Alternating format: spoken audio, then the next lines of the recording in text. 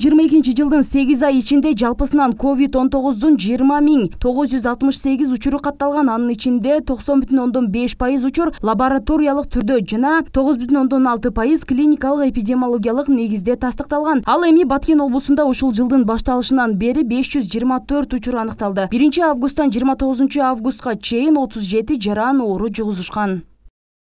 1 августтан бүгүнкү күнгө чейин жалпысынан облус боюнча 37 учур катталган. Бүгүнкү күнгө катталган жок, бирок өткөн жумага облус боюнча 4 учур катталган. Бул 4-өө тең Баткен районунан, бирөөсү Баткен шаарынан, үчөөсү Баткен районунан катталган. Вакцина алган жарандар облуста биринчи дозасы 64%, экинчи доза 50%, үчүнчү доза, тактап айтсак бустердик доза 13 миңден ашуун жаран алган. Вакцинация жумуштары болсо бүгүнкү күндө ушул өткөн айларга салыштырмалуу жанданууда. Вакцина алуу, элдердин вакцина алуусу облус боюнча жалпысынан биринчи дозасын 64% жаран алган, ал эми экинчи дозасын 50% жаран алган. Ал эми үчүнчү дозасын болсо 13.779 адам бүгүнкү күндө вакцина алып ушу эмдөөдөн өткөн да. Бүгүнкү күндө кызыл зоналар иштеген жок. Ага ылайык бейтаптар оорунун жеңил түрү менен ооруп үйдө дарыланууда. Ак халатчандар оор бейтаптардын катталбаганы вакцинанын калкка дээрлик жетиштүү болгону себептешет. Бирок дарыгерлер дагы деле эмдөө алууга муктаждык бар дешет.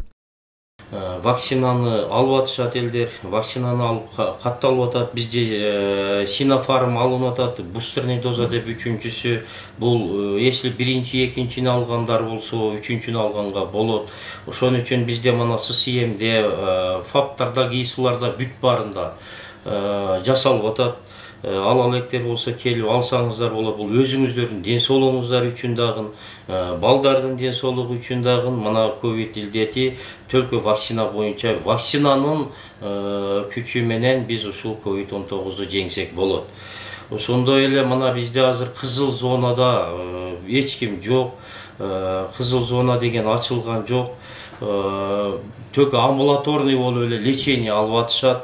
Бул деген ошол дагы вакцинанын жардамы менен жеңил түрүндө өтүп атат. Ошон үчүн ошону алып алсаңыздар өзүңүздөргө эле жакшы болот эле, бизге дагы медицина кызматкерлерине жакшы болот.